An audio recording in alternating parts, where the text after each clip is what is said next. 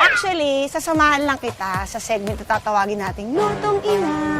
Ano ba, lutong bahay itong show na? Akala ko Lutong Ina. Niloloko mo yung mga kapitbahay natin. Ako Papasukin mo na. Ano ba yung bahay mo Halika nasa na nga, pasok maaraw. Halika na. Bahay, ang ganda. Halika, pasok ka, dali. Pasok kayo. Oh, your house is very Kapit ba? clean. Thank you, thank you. Naku, Iwan talagang- natin ang sapatos dito.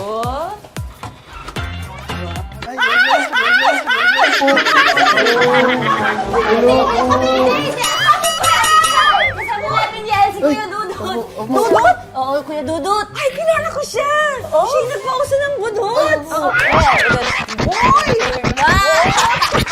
Wow! Pumasok na tayo, sige. Paunahin mo yung may-ari ng bahay. Sige po, pasok na po kayo. Fingerprint dito eh. Ay, fingerprint pala. Pinagawa niyo ba itong bahay? Ano siya? Actually, ako talaga gumawa nito. Oo, ikaw bumuo, ikaw nag... Ano mo? Ako naglatag ng semento. Ang galing mo naman! Halika over here, you can see the photos of my Photos my of neighbors. You know, my neighbors. Ba't ka nagtatabi ng picture ng kapitbahay? Sobrang close kami, my neighbors. Ang galing! Talagang sila yung nakadisde. Mga ano ko to, pamilya ko yan. So ito, starting off with contestant number 1. Yes? This is my sister, and this is the most beautiful. That's me. And si Sarah, That's me.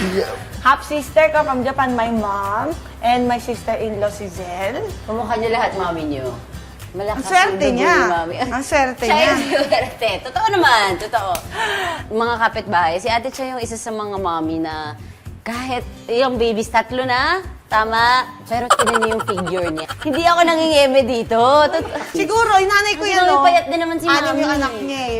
Malamang siguro. Ang galing. Hindi ka din malaki. Yan, buntis ka nga dito. Pero Hindi ka malaki malaki. tiyan ko pag buntis ako. Malaki talaga. Siyempre, may bata sa loob. 8.6 baby, 8.6 pounds. Laki-laki niya. Paano ba kayo nag-meet ng iyong partner? Wala, common friends lang. We started off as friends. Oh, yeah? Yeah. And then I did my best, and my best was it good enough. It was It good was enough. good enough. Minsan lang yan. May partner ka ba? Meron. May baby ka na ba? Wala pa. Gusto wala mo na pa. ba? Gusto ko na.